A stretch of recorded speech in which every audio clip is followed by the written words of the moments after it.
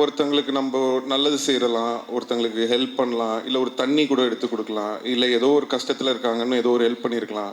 ஒருத்தங்களுக்கு ஹெல்ப் பண்ணுறீங்கன்னா எதிர்பார்க்காம ஹெல்ப் பண்ணுங்க. இந்த எதிர்பார்ப்பு வச்சுக்கிட்டு யாருக்குமே எந்த ஹெல்ப்பும் பண்ணாதீங்க. ஏன்னா ஒரு சில பேர் அந்த நம்ம பண்ண ஹெல்ப்பை ஞாபகம் வச்சு அதுக்கு வந்து ஒரு ரெஸ்பெக்ட் கொடுப்பாங்க.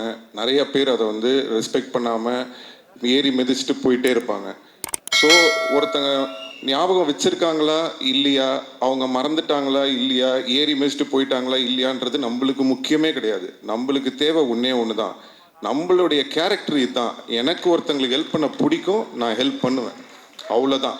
ஸோ அதை நம்ம வாழ்க்கையில் எப்போவுமே வந்து ஒரு இதுவாக வச்சுக்கிட்டோன்னு சொன்னால் எந்த ஒரு இதுவும் இருக்காது. ஸோ இதுலேருந்து நான் சந்தானம் பார்க்கும்போது என்ன தோணுச்சுன்னா, அவர் எனக்காக அவர் சொல்லலை, அவர் உண்மையிலேயே அதான் அவருடைய கேரக்டர். ஸோ அந்த பழசை மறக்காமல் அவர் இருக்கிறதுனால தான் இன்னைக்கு வரைக்கும் அவரோட எல்லா டீமும் அவர் கூட இருக்காங்க. ஸோ அது அவருடைய கேரக்டரை காட்டுது. அண்ட் சந்தானத்தோட பெரிய ப்ளஸ் வந்து நான் எப்போவுமே சொல்லியிருக்கேன், ஃப்ரெண்ட்ஸ் இந்த டீம் மட்டும் இல்லை, அவருடைய ஃபேமிலி. ஸோ பசங்க எல்லாரும் இன்றைக்கி வந்திருக்காங்க. நான் சின்ன குழந்தைங்களாம் பார்த்தேன், இன்றைக்கி எல்லாம் வளர்ந்து வந்துட்டாங்க. ரொம்ப ஆச்சரியமாக இருந்தது. ஸோ எல்லாருக்கும் என்னுடைய நன்றியை தெரிவிச்சுக்கிறேன்.